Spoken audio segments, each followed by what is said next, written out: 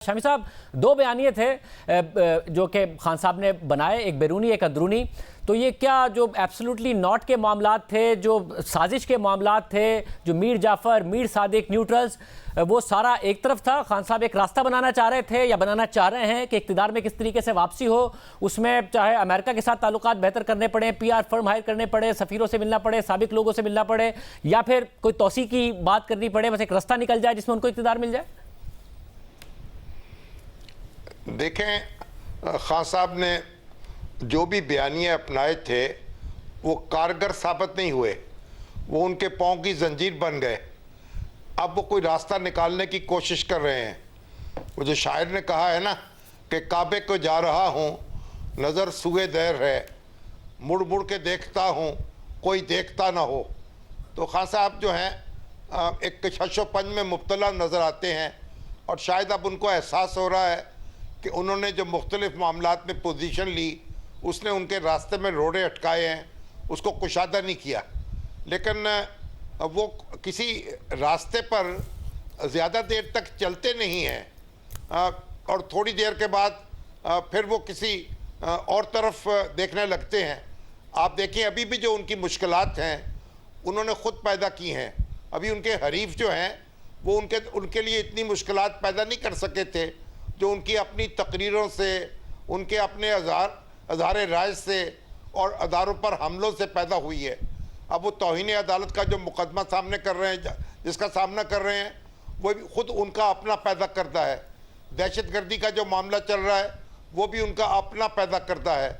और भी chief election commissioner के ख़िलाफ़ उन्होंने जो अल्फाज इस्तेमाल किए हैं वो उन्होंने अपने लिए उलझनें पैदा की हैं।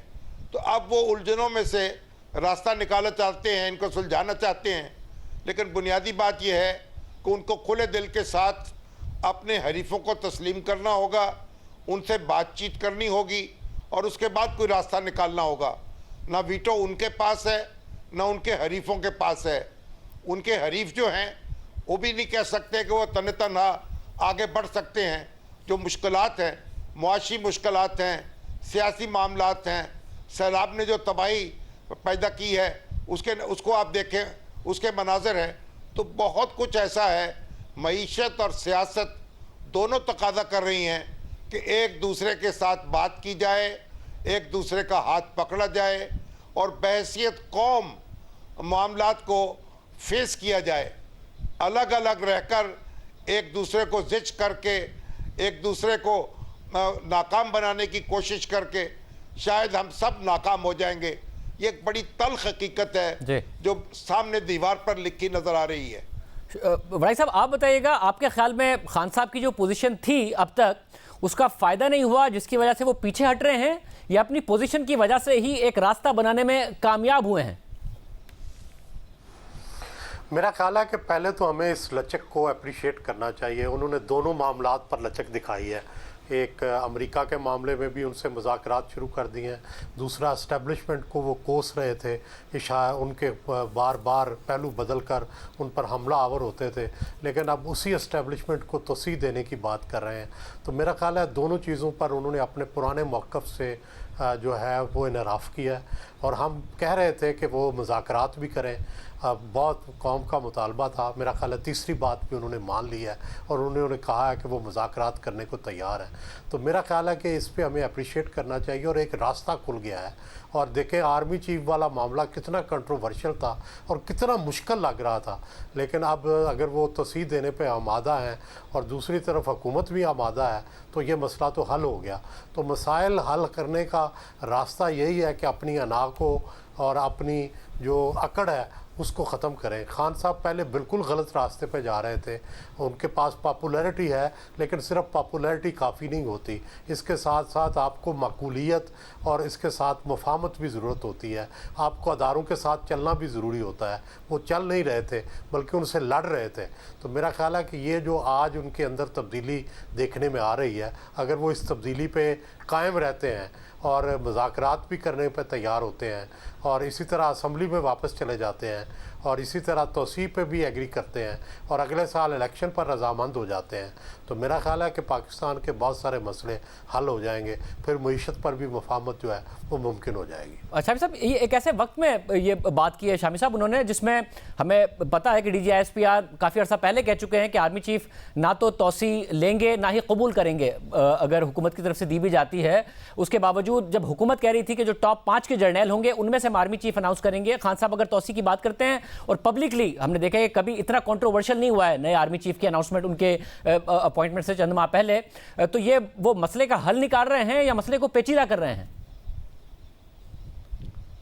देखिए, जो अभी हमारे भाई सोहेल साहब कह रहे थे कि अगर अमेरिका से वो मामला दुरुस्त करना चाहते हैं तो ये तो फिर अमेरिका को सोचना चाहिए, उसके लिए कोई इत्मीनान की बात इसमें है कि नहीं है। और अगर वो एस्टेब्लिशमेंट से अपने मामला दुरुस्त करना चाहते हैं तो ये भी एस्टेब्लिशमेंट के और उनके दरमियान का मामला है। बुनियादी बात यह है कि अगर खान साहब की जो बात है क्या उसको मौजूदा हुकूमत तस्लीम करेगी? खान साहब ने हमारे सामने तो ये कहा था कि सीनियर मोस्ट जो जर्नल है उसको आर्मी चीफ होना चाहिए, वो इस बात के कायल थे। तो अब अगर वो इख्तियार जो है वो नए आने वाले वज़ीर आज़म को देना चाहते हैं तो कानूनी और आइनी तौर पर तो जो मौजूदा वज़ीर आज़म है उनके पास ये इख्तियार मौजूद है। क्या वो अपने इस इख्तियार से दस्तकश हो जाएंगे? क्या खान साहब ने जो जैतून की शाख लहराई है वो फिल वाक़ई जैतून की शाख है या ये एक मजबूरी का सौदा कर रहे हैं? या फिर ये सारे सवालात भी पैदा होंगे। यानी ऐसा नहीं है कि खान साहब ने एक बात कही और दूसरे आंखें बचाने के लिए तैयार बैठे हैं, वो भी तो अपने कांटे जेबों में रखते हैं और कांटे बिछाने पे तैयार रहते हैं। और ख़ुद खान साहब ने जब ये बात कही है कि इलेक्शन के मामले पे वो बातचीत के लिए तैयार हैं, तो ये तो पोजीशन उनकी पहले दिन से थी कि अगर इलेक्शन की तारीख दे दी जाए तो फिर वो बातचीत के लिए तैयार हैं। लेकिन अगर खुले दिल के साथ वो बातचीत की पेशकश करते हैं तो मेरा ख्याल फिर हमें भी ये अपील करनी होगी और मुतालबा करना होगा हुक्मरानों से भी और उनके मुखालफों से भी कि वो भी अपनी बाहें ज़रा खोल लें और तंगदिली का मुजाहरा ना करें। लेकिन अगर मगर है और दाव पेच है तो फिर तो वो भी अपने अगर मगर करेंगे और दाव पेच लड़ाएंगे तो फिर बात तो वहीं रहेगी जहाँ से शुरू हुई थी और फिर बात आगे नहीं बढ़ सकेगी। बड़ाई साहब, आप ये बताइएगा कि एक ऐसे वक्त में खान साहब मामला उलझा रहे हैं या उसको सुलझा रहे हैं, जब हुकूमत कह चुकी कि अगले जो 5 सीनियर होंगे उनमें से हम आर्मी चीफ अनाउंस करेंगे, जब आर्मी चीफ के हवाले से DGISPR कह चुके हैं कि वो तौसीक कबूल नहीं करेंगे और इसी इस्टेब्लिशमेंट पर इमरान खान साहब शदीद तनकीद कर चुके हैं, उन्हें कभी हैंडलर कहते हैं कभी न्यूट्रल कहते हैं, मीर जाफर मीर सादिक, तो जब वो बात करते हैं एक तौसीक की नई हुकूमत आने तक, तो वो मामला उलझा रहे हैं या सुलझा रहे हैं? मेरा ख्याल है कि वो मामले को सुलझाना ही चाह रहे हैं। उनको समझ नहीं आ रहा था, पहले मैं और शामी साहब उनसे मिले थे तो उन्होंने ये पेशकश की थी कि जी सबसे सीनियर मोस्ट को बना दिया जाए ताकि ये कंट्रोवर्सी ख़त्म हो और इंडिया की तरह मामला हो कि ख़ुद ब खुद सीनियर मोस्ट जो है बन जाया करे। लेकिन फिर शायद उन्हें किसी ने कान में कहा है कि इसकी बजाय आप अगली हुकूमत पे छोड़ दें। अब उसमें भी देखना होगा कि इसके क्या असरात होते हैं। अगर अगली हुकूमत तक छोड़ते हैं तो उस वक्त तक कौन कौन से जर्नैल जो हैं वो मौजूद होंगे, क्या उनके फेवरेट जर्नैल मौजूद होंगे या उनको दोबारा फ़ायदा देने के लिए तो वो ये नहीं कह रहे।